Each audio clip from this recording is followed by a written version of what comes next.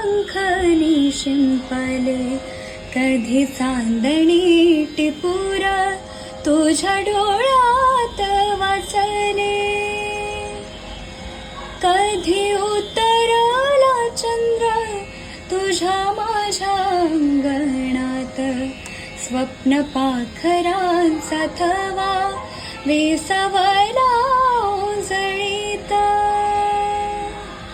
कधी काळोख भिजला, कधी भिजली पहाट, हुंकारला नदी काठ, कधी हरवली वाट.